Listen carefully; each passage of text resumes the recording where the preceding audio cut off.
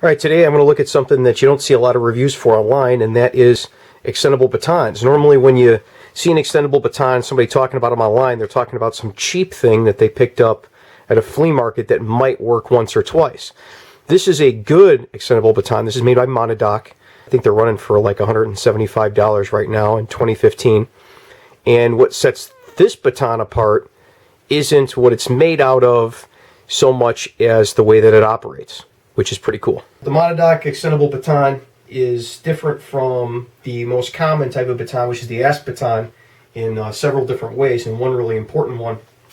It's made of about the same materials, it's about the same length, it fits in the same holsters. This is actually an Asp rotating holster that I have here that I keep behind my pistol. The difference is with an Asp baton, you have to pretty heavily flip the baton out to get it to open. And although this one will open the same way, you don't have to. With this baton, all you have to do is when you pull it out of the holster is extend it out. You don't need to do any flowery crap to get the baton open. Also, to close it with an Asp baton, you have to beat it off of concrete, and it is really hard to get an Asp baton closed. And the hardest thing about an Asp baton is getting it closed after you've hit somebody with it. The things bend like crazy. No matter what Asp will try to tell you that they're indestructible, they bend like crazy. It's basically a single or maybe 2 or 3 time used baton, and then you bend it up. I can't count the number of people that are friends of mine that have to replace their batons a couple times in the course of a 20-year career because they've bent one up hitting something with it. The most common things we hit with these is car windows, busting out a car window, getting kids out of a car when somebody locks their kids in the car, or getting somebody that's been in a car wreck out of the car. You have to bust the window. This is the most common thing that we're going to end up using it. This, you don't have to beat it off the ground, and it doesn't bend easily because if you can see, the thing actually has quite a bit of slop in the baton itself. Not so much where it's not going to be effective as a baton for hitting things with, but even if you bent this a little bit, it would probably still close down. Now that's important that the baton be able to close easy, because if you're fighting with someone and you go to hit them with the baton, or if you have your baton out for whatever reason and then you don't need it, you want to be able to put the thing away. And the solution a lot of people use for friction lock batons, like is the most common Asp batons and a lot of the cheap ones, is to have a holder where you can put the opened baton into it. Well, that's all well and good, but then you still have this thing sticking around on your backside, and if somebody grabs a hold of the baton, which is easier when it's open, now they have a deadly weapon that they can use against you.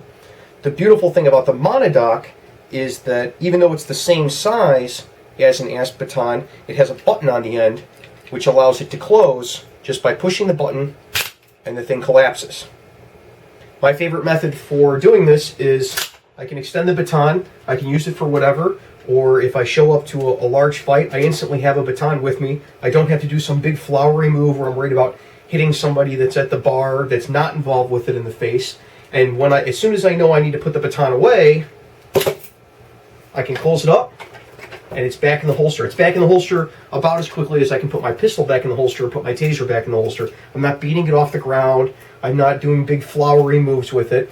And it's really durable. Even if it did bend, it would be hard for it to lock up because of the extra slop in it.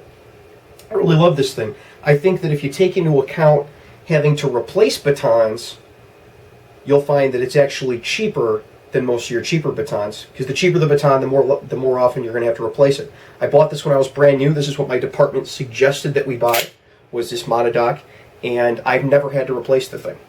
This is my original Monadnock. This is 10 years old. The other thing about this is the tip on the end of it.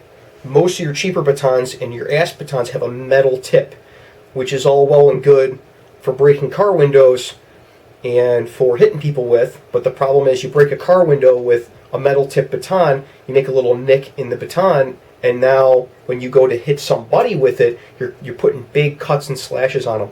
And the idea behind use of force isn't to hurt someone, it's to gain compliance. And you start bringing more liability onto yourself if you hurt them more than what the tool was originally designed for. You cut someone with the tip of your baton because you were breaking glass with it or beating it off the concrete to close the thing up in training all the time or on the street all the time, it gets a rough edge and it slices somebody up, and now you're on the hook for that liability, at least in part, or your agency's on the hook for that liability if they're the one providing you with the baton and they refuse to replace it. But why even go through that? The Monadnock has a polymer tip on it, very similar to the polymer you'd find on the frame of a handgun. And even though this one, I don't know if you can see on there, is pretty nicked up, I can run it along my hand. It's not going to cut me, which I think is fantastic. From a career police officer standpoint, it's fantastic. So you can see a little better.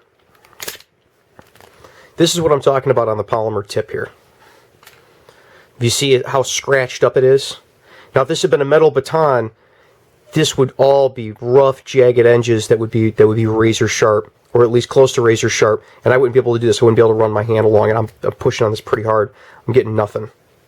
No nicks, no pieces of metal stuck into myself, or anything like that. You'd see that that plastic tip on there. Now, the one thing that I didn't remember to mention is that the Monadnock, if you are going to break glass with it, you can't use this plastic end. This plastic end is actually made not to hurt people and to mitigate a little bit of the impact that you would use with an asp to break windows. A metal piece, you hit the corner of the window and it's going to shatter out. But the Monadnock works a little better for breaking windows if after opening it up, you flip the puppy around.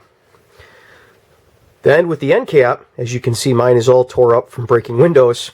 The end cap here is very heavy metal on this very heavy metal handle with all the mechanism of the baton in it, and there's exposed metal around this end.